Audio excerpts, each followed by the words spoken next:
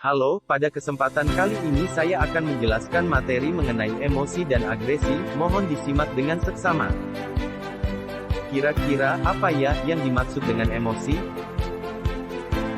Menurut Darwin, emosi dimiliki banyak manusia seperti rasa takut, dan marah, namun, hewan seperti anjing, kucing dan lainnya juga memiliki emosi. Sejak zaman Darwin terdapat landangan umum bahwa emosi berevolusi dari waktu ke waktu melalui seleksi alam. Emosi negatif dan emosi positif merupakan karakter emosi yang independen dan tidak berlawanan. Psikologis David Watson, Auke Telege dan Lee Anak Lab menyatakan bahwa semua emosi dapat ditempatkan pada peta emosi seperti berikut. Contohnya seperti happy terlihat kombinasi antara emosi positif tinggi dengan emosi negatif rendah. Terdapat 3 teori utama yang menjelaskan terjadinya emosi.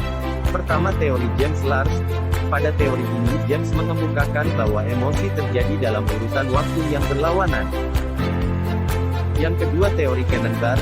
Menurut teori ini, informasi dari rangsangan yang memunculkan emosi pergi ke talamus. Yang terakhir yaitu teori kognitif. Pada teori ini, interpretasi kognitif dalam emosinya mempunyai 2 langkah.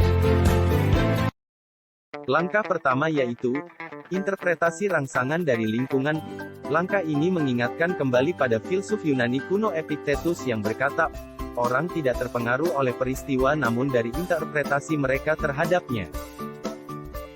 Langkah kedua yaitu interpretasi dari stimuli dari tubuh.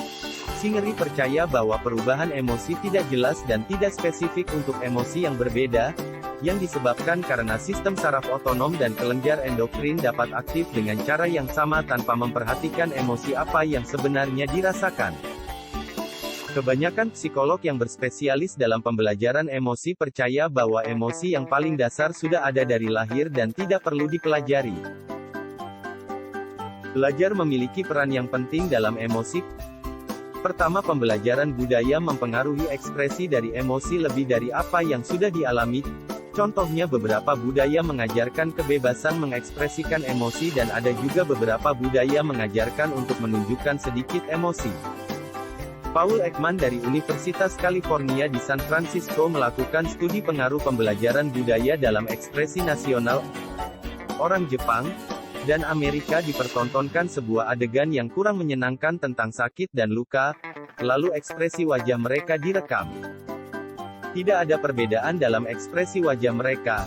Namun ketika orang berotoritas muncul di ruangan itu, orang Jepang menutupi ekspresi negatif dengan senyuman. Tampaknya kebudayaan Jepang yang melarang emosi negatif membuat perbedaan. Yang kedua, ada bukti bahwa orang-orang dalam budaya berbeda cenderung menafsirkan secara berbeda dari situasi-situasi yang menciptakan reaksi emosional. Misalnya, murid dari Afrika cenderung melihat emosi negatif mereka disebabkan oleh tindakan orang lain, dan menafsirkan tindakan yang menyebabkan emosi negatif mereka sebagai tidak bermoral. Sementara orang dari Amerika Latin kecil kemungkinannya melihat emosi negatif disebabkan oleh perilaku tidak bermoral orang lain.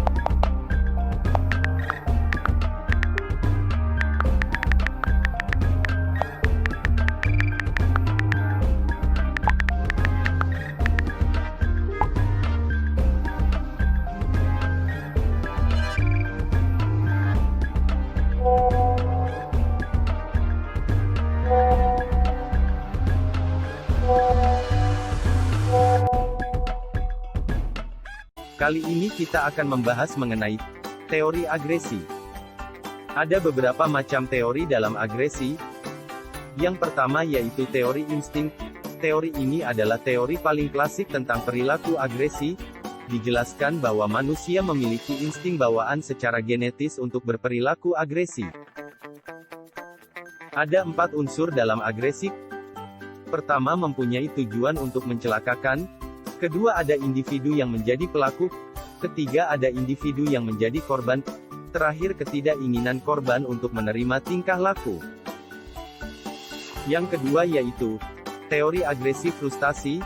Teori ini percaya bahwa agresi adalah reaksi alami dari rasa frustasi. Yang ketiga yaitu teori pembelajaran sosial. Albert Bandura dan ahli teori lainnya percaya bahwa orang beragresif jika merasa hal itu menguntungkan atau merasa perlu dilakukan. Yang terakhir yaitu teori kognitif. Ahli teori kognitif percaya bahwa keyakinan kita sangat mempengaruhi kemungkinan kita melakukan kekerasan. Ada 6 keyakinan yang mendorong kekerasan, yaitu superiority atau keyakinan terunggul suatu kelompok, victims of injustice atau korban ketidakadilan, vulnerability atau rentannya suatu kelompok, distrust atau ketidakpercayaan terhadap kelompok lain, helplessness atau ketidakberdayaan kelompok untuk menjaga hubungan dengan kelompok lain, terakhir sanctions from God atau sanksi dari Tuhan. Sekian penjelasan mengenai emosi dan agresi. Terima kasih telah menyaksikan.